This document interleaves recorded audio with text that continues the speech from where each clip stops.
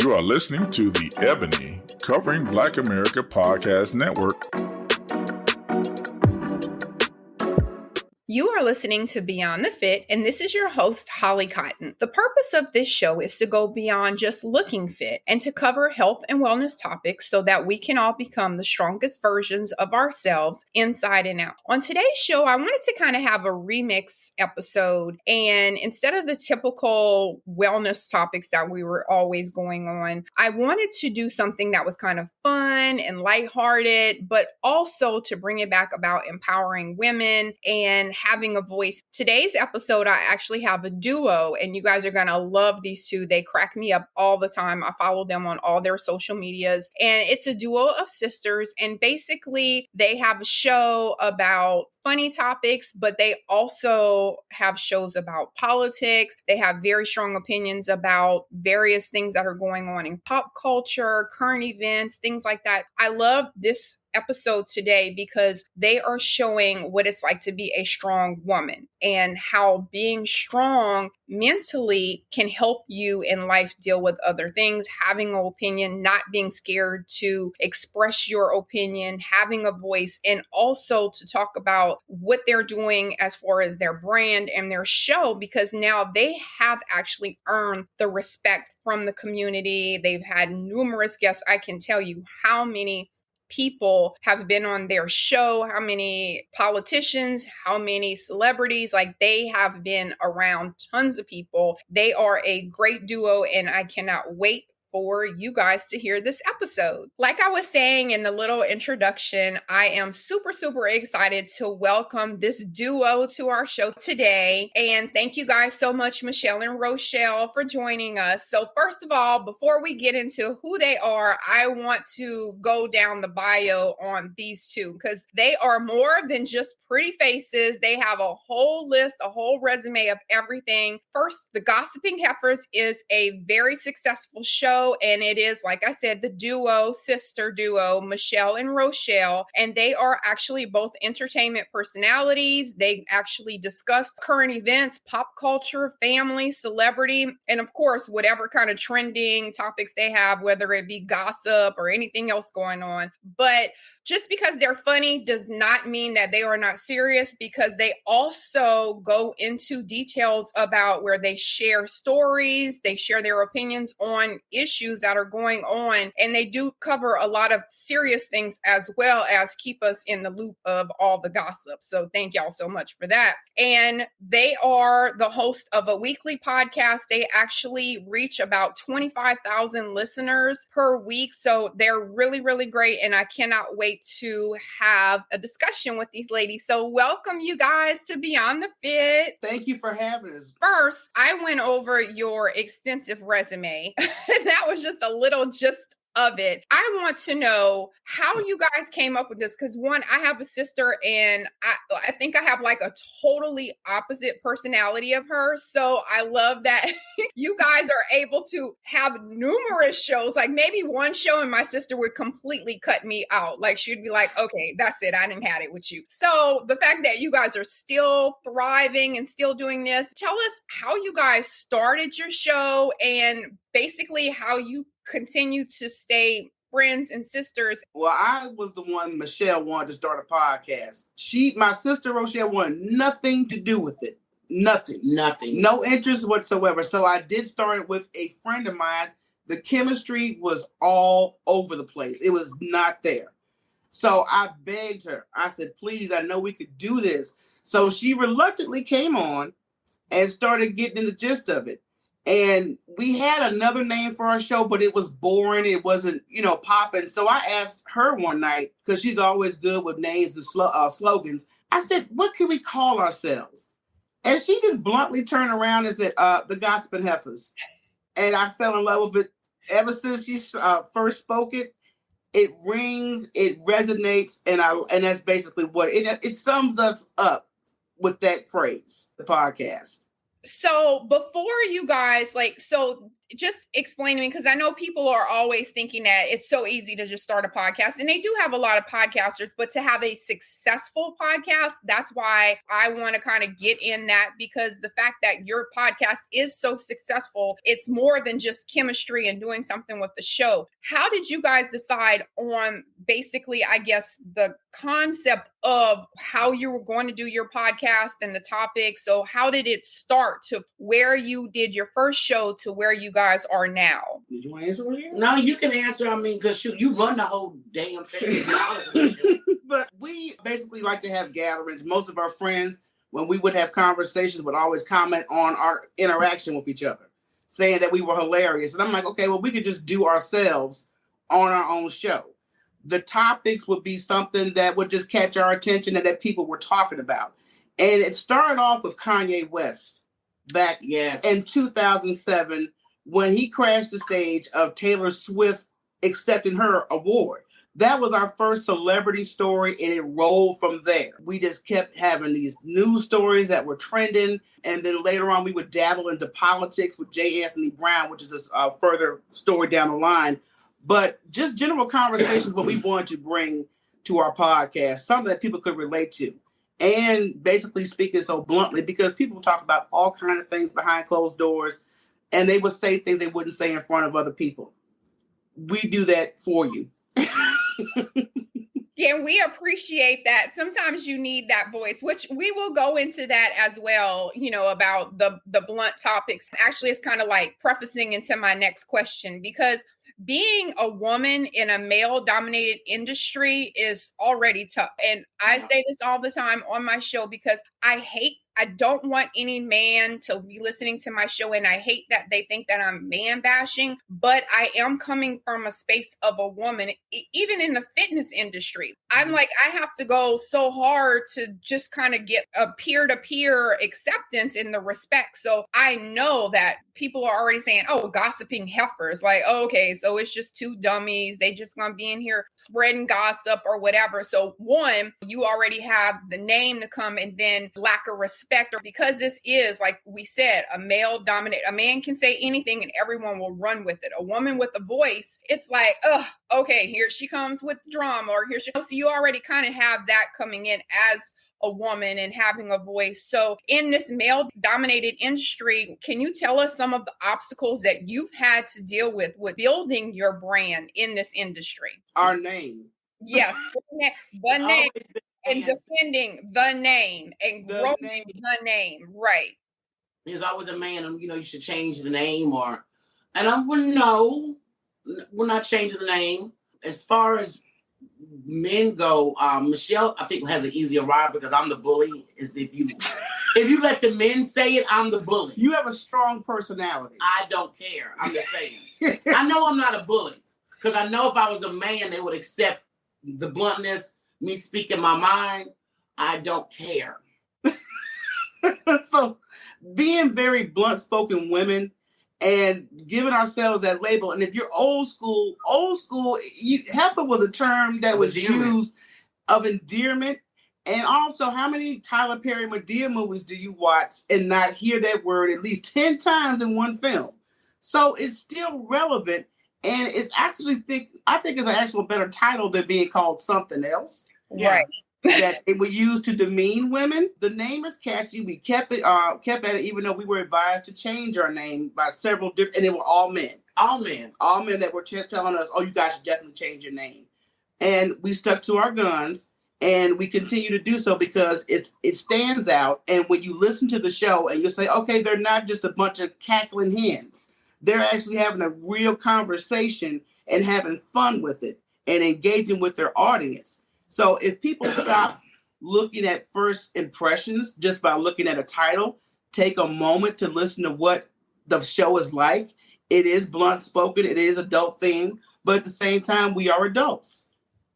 And at the same time, the show title, it doesn't describe us. It describes what we're doing. And we're gossiping. We're talking about topics. We're talking about people. And in my mind, instead of saying that, oh, gossiping bee or that gossiping heifer, heifer always talking trash. And that's the way my concept in my mind when I came up with the name was that heifer always running her mouth. And she was probably talking to me. Right. And what I want also to kind of differentiate is because we keep using the word blunt. And a lot of times people misconstrue what that word is. If you say someone is blunt, they automatically, like you said, they assume that you're going to be a B or maybe that you're not educated or unprofessional. Whenever we're talking about blunt, we're saying that you guys are, because Michele, I know we had talked before and you were saying how you actually research whenever you're doing anything political or when you're talking about a current pop culture event, how you research it before you come on. So whenever you're talking about blunt, you're saying that you have a strong opinion because it's also an educated opinion. I just wanted to have that there for anyone that's listening and like, oh, okay, now blunt. All right, so you using the word blunt so you can say what you want to say. We're going to take a break and we'll be right back. Welcome back to Beyond the Fit. But no, it's just, and sometimes I think I'm the same way, especially when it comes to anything medical. I mean, I've been a nurse for 20 something years. So when I get into that, like I'm telling you, this is how it is because I'm coming from evidence-based practice and blah, blah, blah. I just wanted to have that little. I could give them an easy spiel when I was talking to who's on the show, and I was talking about how black men were the first cowboys. And I had somebody want to debate me. What we're not going to do is debate facts. And he got offended. Oh, you don't want to? I said, why would I debate you about something I know that's facts? How about you Google it and then hit me back? And see, that's the thing. We don't speak on something that we just assume.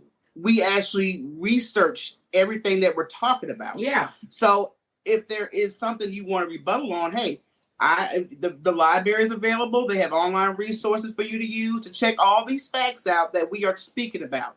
But I think also because we're women with strong opinions, that we're going to definitely be tested. We're going to be questioned a lot to say, oh, do you really know what you're talking about? But yes. I think society today, everybody thinks their opinion is valid, and it's not. Everybody wants to have a debate when there's no need for a debate. Mm-hmm. If it's something I know I'm not sure about, we can debate. I'm not going to argue with you. That's what I'm not going to do. Mm-hmm. But we can have a conversation about it. If I can learn something from you, then that's good. But when I'm telling you something that I know are facts, we're not going to have this debate. Right. And I think that also is why you are having a successful show, because you're not just in here just talking about, like you said, it started with Kanye, but then it kind of spanned into all of this other stuff. So you start with something and you mix it up and you have a good variety. Like, yeah, we're funny and whatever, but we're going to tell it how it is. Also, especially when it's something that has to do with something that's not right. It ain't right. It ain't feeling right in my soul. I got to on it. Exactly. Yeah, my vibe telling me no. Exactly right. We ain't getting good vibes about this. So, okay, that's great. And again, that's kind of what I wanted to talk about first, was just the foundation of the show, and then also to the validity of it, and that, we're in here and we're just not just yapping about something. Do you have any topic that you've ever talked about where it was so controversial and you got so many people going off on it, like, I can't believe y'all talking about this, or negative backlash? Have you had any episodes like that? We did plenty. I'm gonna tell you right now, you can't please everybody, and there are topics that are touchy, and if we bring them to the table for discussion, we are definitely going to give you our honest opinion about it and what we've researched on it. So that's what we'll bring to the table. But at the same time, we're in a society where everybody's so sensitive about people speaking their opinion about something. I think the main one that got us in a lot of heat was when we spoke about Black Lives Matter. Yes. To the point our page was reported several times that day. Mm-hmm. And, it was just a question about why do we say Black Lives Matter, but then as Black people, we don't act this way. Right. So people got really upset and got offended, but it was facts. It's something you want to bring to the forefront, because if we're able to support a slogan, why are we not doing this in reality in our own neighborhoods? That was the walk away from the conversation. Why would you have to join an organization to have that kind of pride and respect for each other? It's wonderful, but at the same time, I'm not seeing this affiliated in our community. It needs to be more than a slogan. It needs to be action. Right. And people definitely got offended by that. And this is why I just think, we're too sensitive in conversation and not talking about results. That could be a possibility if we have the right conversation. So instead of debating, what can you do beside debate with me about my opinion. And I think that was folks that was guilty. They know they ain't doing nothing. Right. So the show, so you had an episode where you guys were saying, okay, love Black Lives Matter.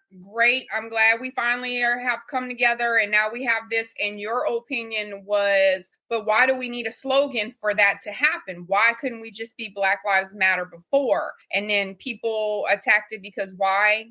Or why? What was the... because we're not projecting that in our communities, and people got offended. And I think it was more like she said, guilt. Mm-hmm. Because if you haven't contributed to any type of way to resolve police shootings, crime, education, health, you're not contributing to any of that. You're not giving me any suggestions, nor are you trying to work on that with anybody. So it's more talk than it is action. Mm. People got offended. Yeah, so when you think about the Black Panthers, there was more action than just a slogan. Right. Right. They were actually in the community, protecting the community. They had medical in the community. They feed the children that was hungry. Yep. They took care of the community. So that's what I'm saying. You know, we all know what happened with Black Lives Matters and the people that was over it. We all know that. So to me, it was a sham. It was using Black people's pain. Mm-hmm. I think mostly Black people in our community were more concerned with the T-shirt than they were the message. Mm-hmm. Right. That's just my walk away. Because like I said, I just have not seen, regardless on how many police shootings or we lose an innocent Black man or woman or child, we'll wear a T-shirt, we'll march, but what is resolved after that's over? And we'll say their name for about a month. And it's like, you know, you don't hear nobody's name. It's just like I said, if Martin Luther King had the same attitude, we would still be on the back of the bus. Right. No, I get it. I was just for anyone that's listening or whatever. I mean, I got it when you guys started talking too. I kind of, yes, I feel the same way. Cause especially for me, like I take community service very seriously. So I don't want to just be a slogan. I want it to be like a movement. Put some action to it. Exactly. Right. So what about, okay, so that was a political topic. Anything funny that you got? Like you tried to have something funny and maybe people didn't think it was funny? Oh, that's all the time. That's all the time, because I want to say that we're somewhat of an acquired taste. Uh-huh. Okay. We're not for everybody, and that's fine. But then we do have people who like the way we are, and that's what we like to bring. We don't want to bring a character to you. If you see us on stage 1 second, you run into us on the street, it's going to be the same person you saw on stage. So you don't have to worry about any type of facade from us. But sometimes people can't take your authentic self. Well, you know, they always say people that are real have small circles. People like to follow fake people. Michelle's more polite than I am. People will deal with Michelle. You know what, Michelle? I'm starting to think you're the nice one here. No, because Michelle, we'll sit there and have a live on IG. Mm-hmm. And I love to take my pen real slow and just knock them out, like hanging up on them. Because I'm like, girl, hang up on that clown. Michelle's trying to be like, okay, well, you know, we'll get, no, just take that pen in slow motion. Boop. I had one girl I did that too, because she kept talking over everybody. She was being so rude. Oh, right. And I kept trying to, I'm like, I said, girl, this is my live. I did Debo, this is my bike pump. What are you doing? And I knocked her out and they started laughing. She said, what happened? I said, girl, I kicked you out. You wouldn't shut up. You see this? It says Gossiping Heifers. That's two, a duo. Your voice here is an addition, okay? You're not part of the duo. Right. Okay. So people will take over in a minute. I'm just like, oh, hold up. Boop, knock you out. You'll have a whole subject matter and somebody comes and trying to get the spotlight, like you are throwing us all off. But people don't like it when you keep it. You want order the way you run your brand. Yeah. And that's definitely something that we consist on. You're not going to sit up here and make your own narrative over here. You don't change the topic. Go start your own live. Right.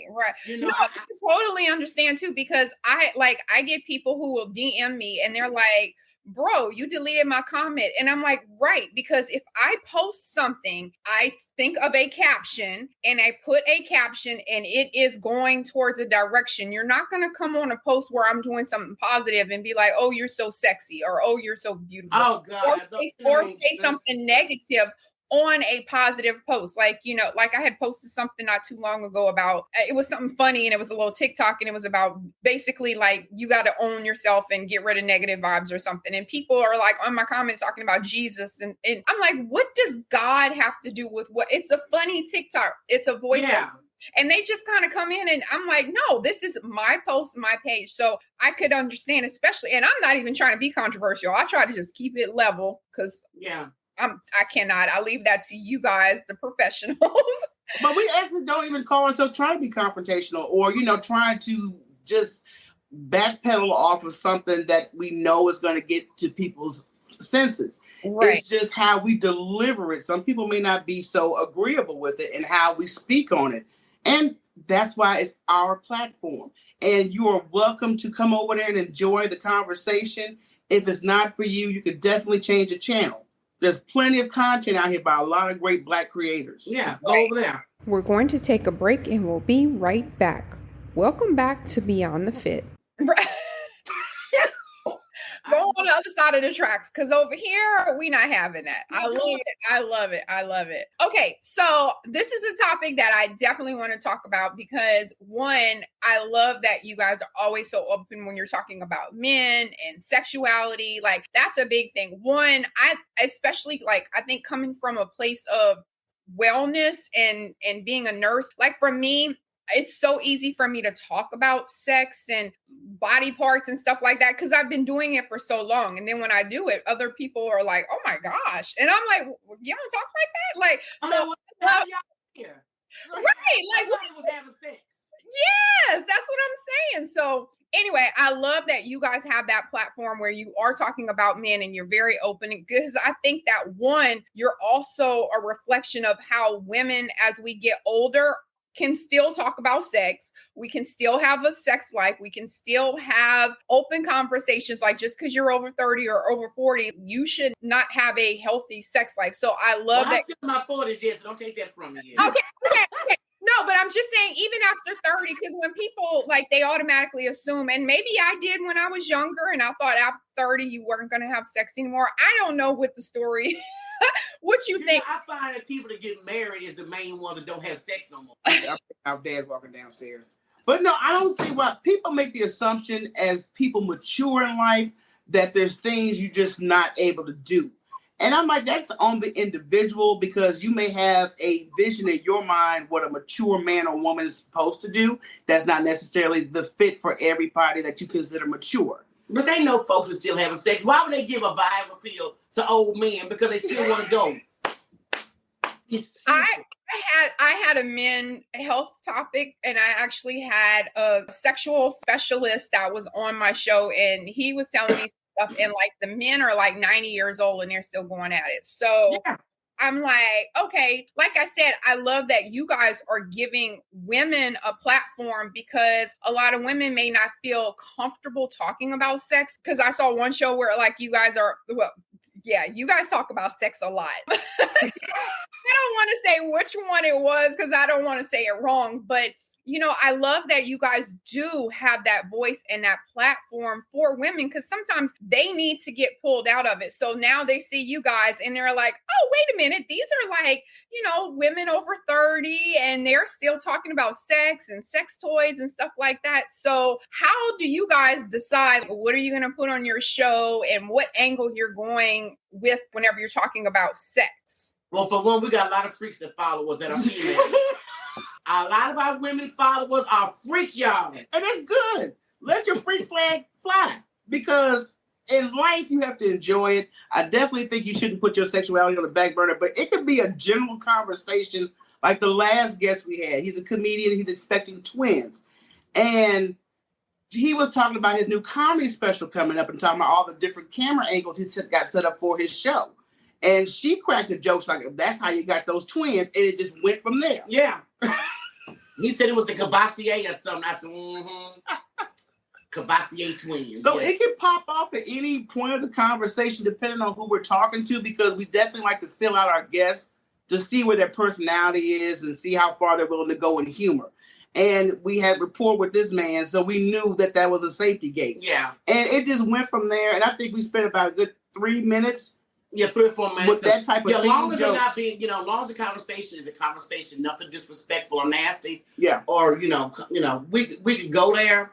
But I mean, sex is common. Everybody has sex. Bugs have sex. Dogs have sex. Ain't nothing wrong with sex. The good Lord wouldn't have made it feel so good. And if you did, and tell me something, it's the most interesting topic you can bring up because it's never boring. No. You always discover new things when it comes to your sexuality. Whether it be, being with your partner, by yourself, trying new experiences. It's always a fun road to explore. And I think the more you explore, the less boring that bedroom life is. I'm a square. Everybody knows I'm a square when it comes to the bedroom. I have a line we don't cross. But I think if people actually... It's like 3 things Rochele is not going to do. Okay. Yeah, right. No, we're not doing this. Go get Becky with the good half of that. I'm not doing it. But if people realize, though, the STDs are higher in old folk homes, you will know old people are doing it. Yeah, nursing homes has a raging rate of STDs. So I don't know who told who that elderly people were not still getting it on. They are. Probably more than us. They do. And that's so funny that you say that because I also teach nursing. I'm a college professor, so I teach nursing. And then when we start talking about STIs, whenever. So anyway, we go into that whole thing. And that's exactly what I say, that the highest incidence of people that are having sexually transmitted infections are an older population because one, they aren't as comfortable as how we were talking about condoms and contraceptives and all of that. So they've been married for 60 years and their spouse dies and now they're back in these streets running wild and they don't know about these things. So all of a sudden everybody that has chlamydia or whatever else because they didn't even know about what chlamydia was. They've been married, since the 50s. So So I think that's good that you guys talk about that. And like I said, I think that is a great platform. I love how Rochele was saying that, everybody is having a good love life. So what's wrong with having a platform to talk about that where it's safe, where it's comfortable, and also how you said it's always in a respectful tone. So I like that you guys are like you're talking about topics and you're laughing because I think didn't you have one of your shows where it was about like toys or something too? Yes, we had erotic Bador. She came on. She has a line that her and her mom created, and she was showing us some of the male lines. Very interesting. Very interesting because a lot of men have a certain attitude toward toys in general. But when you bring toys, that's for him, it may open up his mind a little bit more to explore that territory. So we are going to have her back on. She's going to be talking about, techniques. So we'll be talking about that hopefully sometime in July. I think it's very important for us to explore these things because we've actually helped people. We had a woman that chimed in. She's been with a man for 4 years. Her sex life was non-existent. He didn't want to do anything about it. She was not satisfied. And, after we had a conversation, I'm like, I don't personally know you, but if your partner's not concerned about your pleasure more than his, okay, then I think we need to reconsider some things if you're not going to go therapy about it. Yeah. If you're not going to learn some new techniques. And she was open to all this. He wasn't. Yeah, I'm like, shoot, girl, pull a tool out and do it in front of him. Life is too short for that foolishness. But I'm just like 4 years that's a small. I've been dealing with mine for 13 years and ain't nothing boring in the bedroom. Right. Yeah, 4 years, you should still be in that honeymoon phase. Yeah. Right. Right. Yeah, we gonna help her too. But yeah. She need to help herself. I'm glad y'all were able to give her some help. Well, no, she actually made a decision. And like I said, all I said is, I would not be personally, I would not be happy if I'm with a partner that's not satisfied. Well, that's satisfied, but doesn't really care about my satisfaction. That's selfish. That's just very selfish because I know if it was the shoe on the other foot, I would go beyond to make sure he was good too. Right. For all of my freaky listeners that are listening, Gossiping Heifers, go check out all the episodes. You might fix your life in more ways than one. I it. I love it. Okay. And so to just kind of go also, so that's one of the fun topics that you guys were saying that you talk about and things like that. So as far as the serious topics, because I know, like you said, you had a political segment, you had, some other things that you were doing. Tell us about some of those, like the serious things that you're doing as well, and how you guys come up with show topics and things like that. Oh, well, we're going to always go to reliable sources for news, and look if it sets the tone of our show. Because there are some topics that, people are talking about, but we don't think it may be a good fit for conversation because we're not going to be able to flow with it, naturally. So it was difficult for us to discuss the recent shootings that's taken place in America and these gun control laws. And with us living in Texas, you already know how that goes. That's a tough, because, we do support gun ownership, but we need some type of control.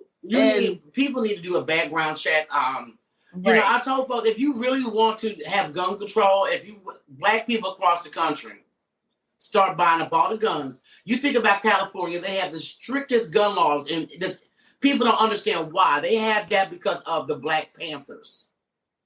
This is why California has such strict gun laws. Mm-hmm. And I guarantee you, if black folks was racking up on guns and walking around with them, with the open carry states, they would change these doggone gun laws quick.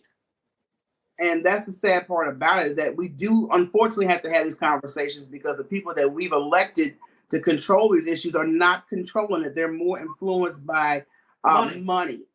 And I did a skit on TikTok that talked about the NRA. It wasn't nothing bad. I was just, the logo was in the background. I said, they're going to be in Houston. I'm going to be inside all weekend.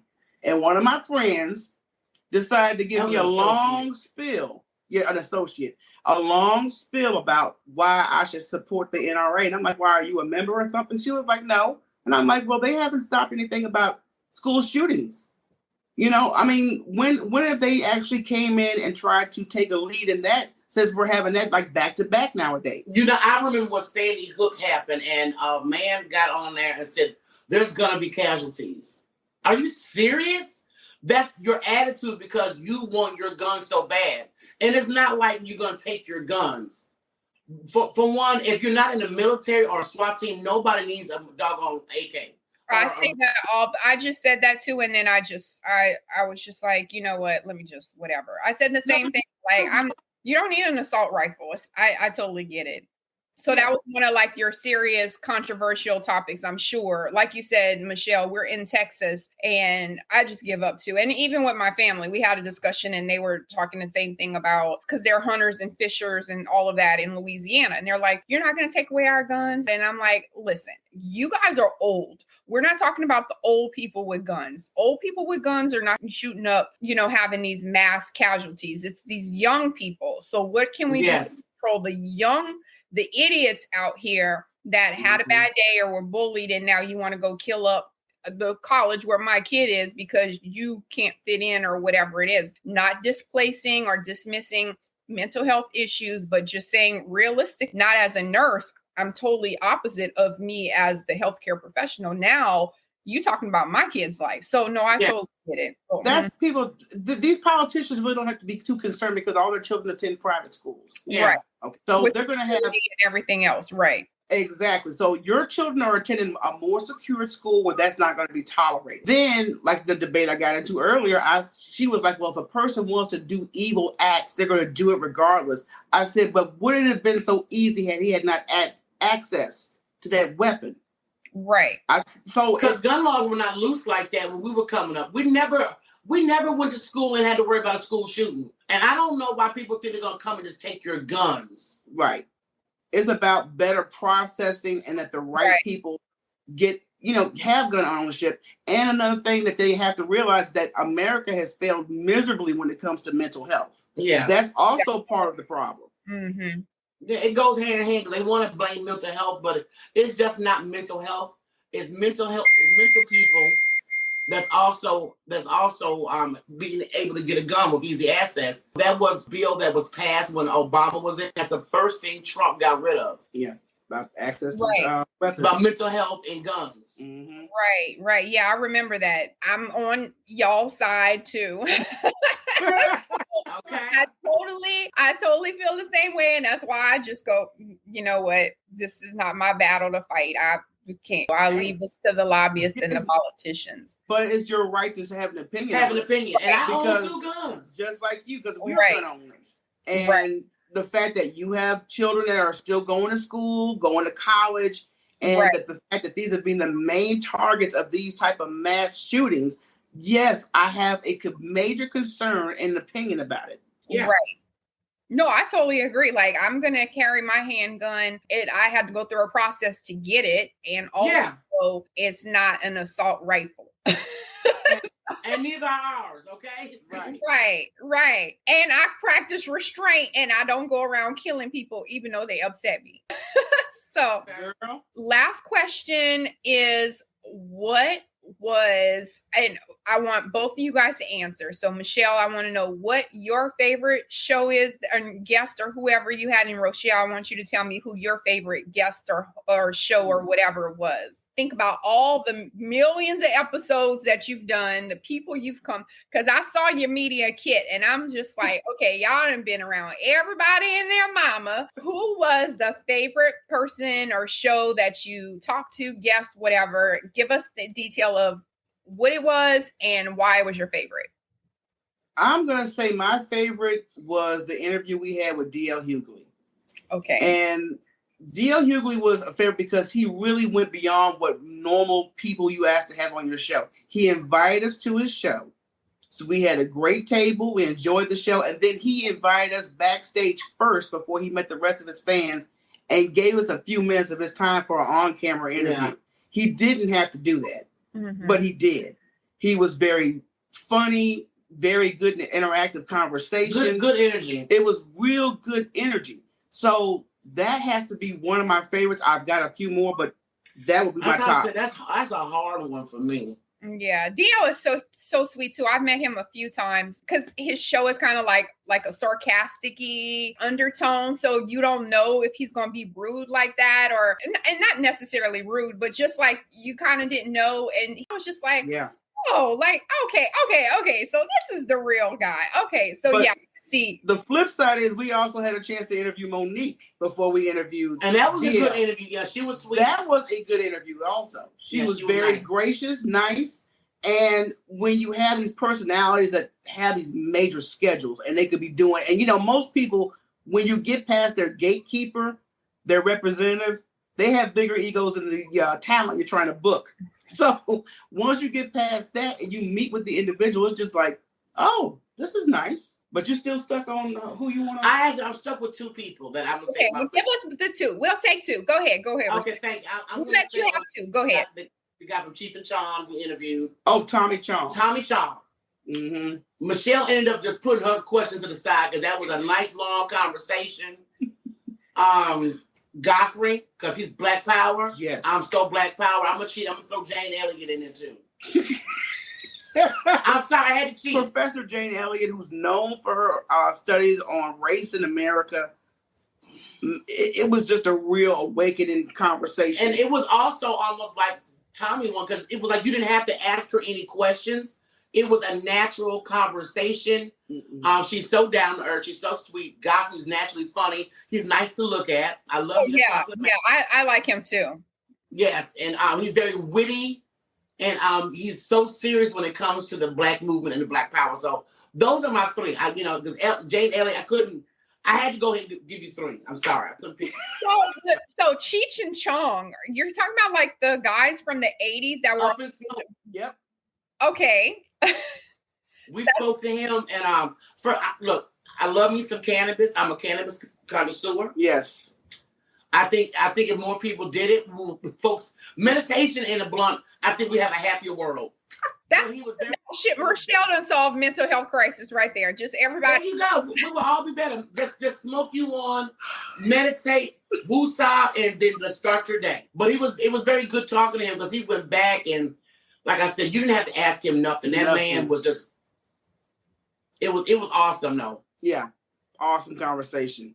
told a lot of backstories we didn't know about that also included, besides the use of cannabis, about racism as well. Yeah, that he dealt with. Yeah. And so it was like more than we intended on having with him. We was just going to ask him the basic stuff, but he got really Deep. into it. It was, good person. I loved him. Okay, interesting. That came from left field. I wouldn't even known that. So thank you for sharing that. I love all that information. Everyone is listening and they're like, okay, now they won me over now. So I want to go listen to their show. And who are these people? Let me go see. Because of course I put all your links in the podcast notes whenever I put it so they can click on whatever links you guys want to put up there. But just go ahead for anyone who doesn't read the podcast notes and sends me a DM about it. And I'm like, it's in the podcast notes, guys. I write this cute little paragraph and everything. Go ahead and tell us how people can listen to your show and how they can find you guys. And also tell us if you have anything that you're working on in the future and what to look out for as well. Okay, well, everybody can catch us live Wednesday nights via YouTube and Facebook on the Gossiping Heifers channel and the Gossiping Heifers business page. We are on at 8 p.m. Central Standard Time, and that show is actually streamed on 2 streaming networks as well. If you don't, do YouTube, you can go to Indie Central TV and the Signature Network series. They are both on Roku and Fire Stick, so you can watch us on demand. Right now, we are trying to work on some workshops. It's for women. We want to host one in the near future this summer on relationship trauma, because there are a lot of women that you look at and they are strong individuals, but when you have a conversation and get a peek of their personal life, they're going through a lot of stuff you would never imagine a lot of women going through just for the sake of companionship. Well, I can't wait to, and I say that all the time too, I promise. And like every time I talk about mental health or when I'm talking about that, I do the same thing. And I'm like, hey, life is too short to stay in an unhappy marriage, relationship, job, situation. Like that's the thing. If you woke up today, you may not be able to change it specifically today, but put a step down, put a brick down so that you can get out of whatever situation you are. Do not stay in something that's miserable. So, okay, I can't wait to hear about that. That sounds like it'll be really interesting. And I don't want everybody to think it's going to be a male bashing session. It's not, because we also get that from time to time. You guys are male bashing. No, we're speaking from a woman's perspective. Yeah. And there's things that we do as women you guys are not going to process the same way we do. So That's why we want to speak on behalf of women. And not only that, but you're so open and upfront and just, easy to talk to. So men are more than welcome to join in the conversation. Like, that's what I say too. Like, I am a woman given a woman perspective, but at the same time, I'm not saying that a man can't come in and give his perspective too. So I think especially with you guys, because you're so easy to have that repertoire with. So, hey, if you feeling some type of way and maybe you're the battered man, come on over to the club too. And there's a lot of them. But we have a lot of men supporters. They may disagree with us from time to time, but they are really there to support. They love our engagement and conversation, and they learn things from our perspective. So we have a majority of women, but we got a lot of men that follow us and respect us as well. Love that. Love that. Love you guys so much. I always end my show with something called a life check. And usually it's kind of just to reiterate whatever we've talked about before. And so for this show, since it's we just had more like a Q&A session, but I do want today's life check to be about the whole purpose of this, which is empowering women. And it's about women being able to have a voice, and how you guys are some of the tools that we have here in our society that allow women to have a voice, that allow us to come out and say, hey, we should be respected as well. We can be funny, we can be cute, we can have love life, we can be sexual beings, we can do all of these things, and our voice should be heard and taken seriously as well. So I love that you guys showed us that. And if you are a woman and you are thinking about coming up with the show, Michele and Rochele have given you guys some tools, things how they started, some of the obstacles that they came up with, as well as some of the things that you can implement in your show to have longevity and success too. Thank you guys so much for coming on. Thank you guys for listening as we all continue to go beyond the fit.